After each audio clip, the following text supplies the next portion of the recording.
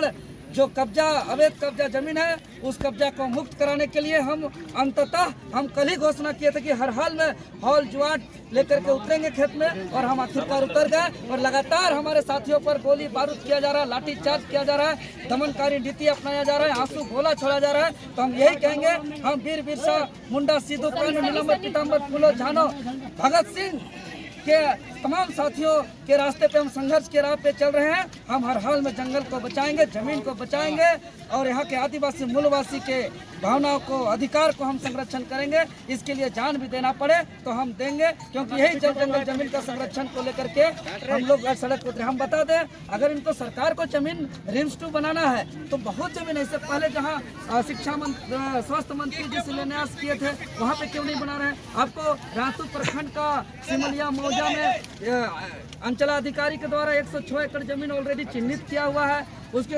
अभी हम जो है कि बुकरू में गैर मजरूआ जमीन माफियाओं के द्वारा बेचा जा रहा है, 700 एकड़ जमीन बेचा जा रहा है, आगे 500 एकड़ जमीन बेचा जा रहा है। इधर पूरा धुरवा क्षेत्र में सरकारी जमीन को बाहरिया कब्जा लगातार कर रहे हैं। इधर नामकुम एरिया में बाहरिया लोग जमीन कब्जा कर रहे हैं, अंगड़ा क्षेत्र में, टाटीसिलवे क्षेत्र में, कांके क्षेत्र में बाहरी लोग जमीन को हड़प रहे हैं, कब्जा कर रहे हैं, बाहरी लोग को बैठाया जा रहा है। तो उस जमीन पे आप रिम्स 2 बनाइए, रिम्स 3 बनाइए, रिम्स 4 बनाइए, रिम्स 5 बनाइए, एम्स बनाइए, हम स्वागत करेंगे।